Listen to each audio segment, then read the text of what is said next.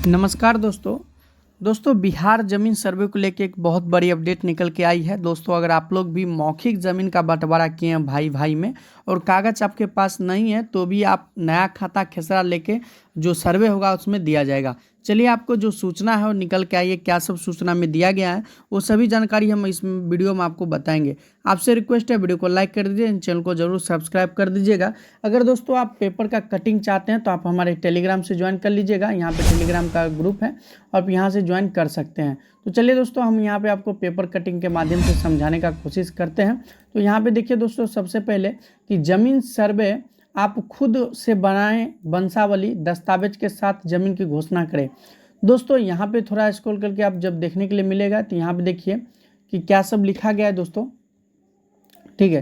तो यहाँ पे देख सकते हैं कि आवेदन कैसे देना होगा आपको, ठीक है। यहाँ पे आवेदन कैसे देना है, आवेदन परपत्र 2 और परपत्र 3 में देनी, इसको सो घोषणा कहा जा रहा है। परपत्र 2 में जमीन का दावा और परपत्र 3 में पारिवारिक सूची भरकर देना है।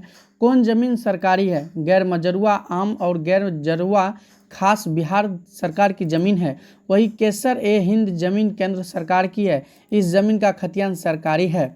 अब देखिए दोस्तों वंशावली क्यों जरूरी है, तो यहाँ पे समझिए कि वंशावली को पारिवारिक सूची कहते हैं।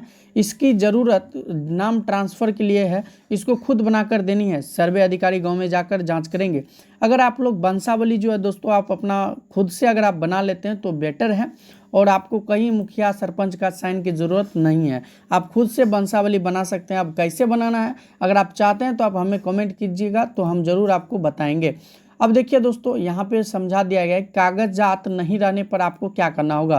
तो सबसे पहले समझिए कि ज़मीन का दावा करने वाले व्यक्ति के पास ज़मीन का कागजात नहीं है। ऐसी स्थिति में ज़मीन के चौहद्दीकार के पास दस्तावेज होगा, सर्वे अधिकारी के द्वारा खोजा जाएगा, अधिकारी दावे का सत्यापन करेंगे, दावा सही तो खतियान बनेगा।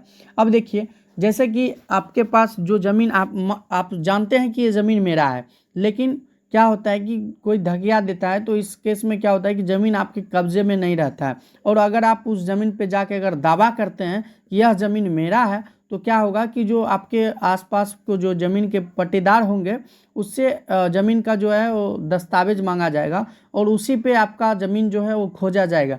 अगर ज़मीन सत्यापन में अगर सही निकलता है तो ज़मीन आपके हाथ में कर दिया जाएगा, उस ज़मीन को आप जोत सकते हैं। अब देखिए कि मौखिक बंटवारा मान्य होगा या नहीं, तो इस केस में क्या होता है दोस्तों आपको समझा देते हैं। अब यहाँ पे देखिए समझिए दोस्तों कि अब मौखिक बंटवारा मान्य होगा या नहीं, तो इस केस में समझिए कि पारिवारिक सहमति से मौखिक बंटवारे का लिखित रूप से मिलने पर पूरी तरह से मान्य होगा। किसी तरह की आपत्ति आने पर सुनवाई का निष्पादन किया जाएगा। जैसे कि आप दो भाई हैं और दोनों भाई ने मौखिक बंटवारा कर चुके हैं, तो इस केस में क्या होगा, अगर आप दोनों भाई सहमत हैं कि हाँ ठीक है यही ज़मीन हमको चाहिए और ऐसे ही चाहिए, तो आपका जो सर्वे होगा उस टाइम उसी ज़मीन के तहत किया जाएगा। तो कुछ इस तरह से भी था। और यहाँ पे देखिए समझिए कि सर्वे के दौरान ज़मीन का कागजात नहीं होने कि किसी तरह के गलत कागजात होने आदि प्रकार के मामले की जांच सीओ के माध्यम से होगी।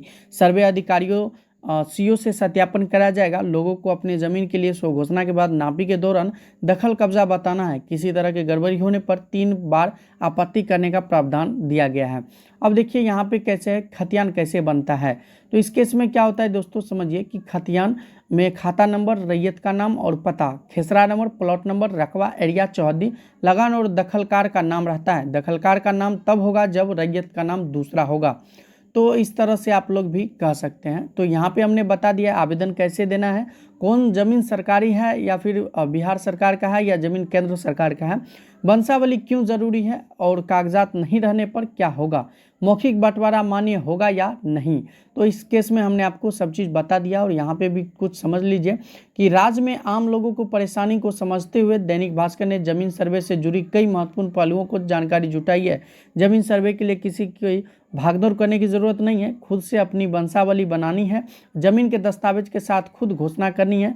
सर्वे अधिकारी आपके गांव में जाकर दस्तावेज का जांच करेंगे, ज़मीन के दस्तावेज और दखल कब्जा के आधार पर नया खतियान बनाएंगे। जिला बंदोबस्त अधिकारी राजीव रंजन प्रभाकर ने कहा कि किसी को भागदौड़ करने की जरूरत नहीं है।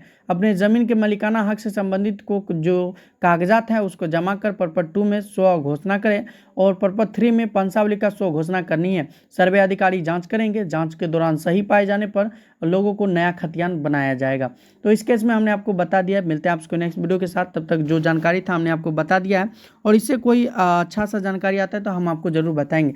आपसे रिक्वेस्ट है वीडियो को लाइक कर दीजिएगा, चैनल को जरूर सब्सक्राइब कर लीजिएगा ताकि इसी तरह से रिलेटेड वीडियो आप देख सकते हैं।